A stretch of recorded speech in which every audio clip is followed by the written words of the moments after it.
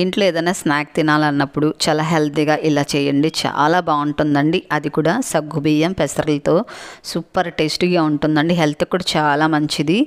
ఇప్పుడు ఎలా చేయాలో చూద్దామండి. ముందుగా మనము 1 కప్పు పెసరలు తీసుకొని నీట్గా కడిగేసుకొని మినిమం అంటే ఒక 2 గంటల సేపు అన్న నానబెట్టుకోవాలండి. మీకు టైం ఉంటే 3 గంటలు నానబెట్టుకోండి, బాగా చక్కగా ఇలా నానేంత వరకు.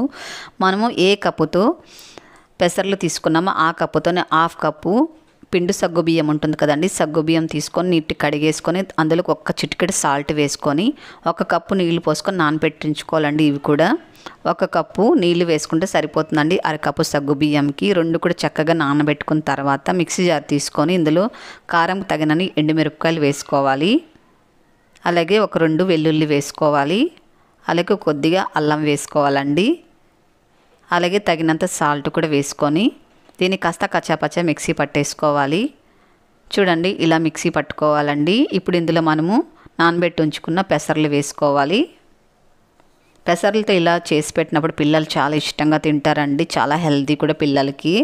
దీన్ని కాస్త కచ్చాపచ్చా మిక్సీ పట్టుకోవాలండి, ఎక్కువ మెత్తగా ఉండకూడదు. ఇలా మిక్సీ పట్టుకోవాలండి కాస్త పలుగ్గా.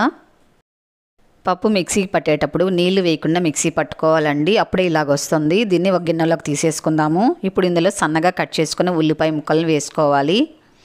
అలాగే సన్నగా కట్ చేసుకున్న కొత్తిమీర కరివేపాకు కూడా వేసుకొని ఇందులో కొద్దిగా జీలకర్ర వేసుకోవాలి. అలాగే ఇందులో నేను 1 టీ స్పూన్ బియ్యం పిండి వేస్తున్నానండి, సరిపోకపోతే మళ్ళీ కూడా వేసుకోవచ్చు.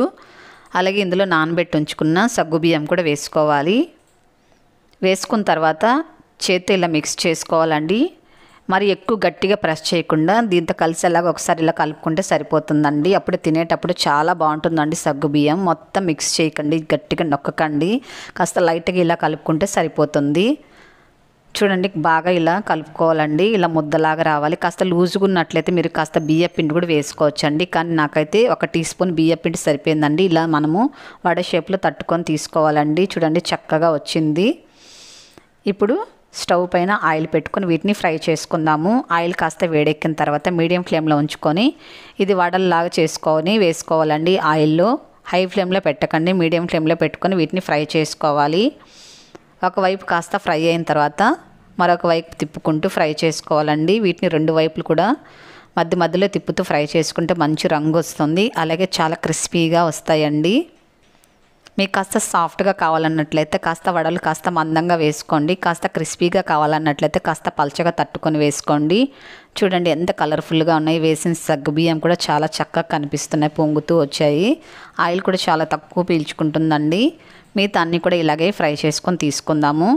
ఇవి 2 రోజులు కూడా నిలువ ఉంటాయండి, పాడవండి, చాలా బాగుంటాయి, కమ్మగా ఉంటాయండి. తినే కొద్దిగా తినాలనిపిస్తుంది. ఫ్రిడ్జ్లో పెట్టుకుంటే ఒక 4 డేస్ కూడా నిలువ ఉంటాయండి. సమ్మర్లో కూడా మనం ఇలాంటి స్నాక్ చేసి ఇవ్వచ్చు, పిల్లలకు చాలా హెల్తీగా ఉంటుందండి ఇలాంటి తిన్నారంటే. చూసారు కదా లోపల చాలా సాఫ్ట్గా ఉంది సగ్గుబియ్యం, పైన క్రిస్పీగా, తినే కొద్దిగా తినాలనిపిస్తుందండి. నచ్చింది కదా, ట్రై చేయండి, లైక్ చేయండి, షేర్ చేయండి.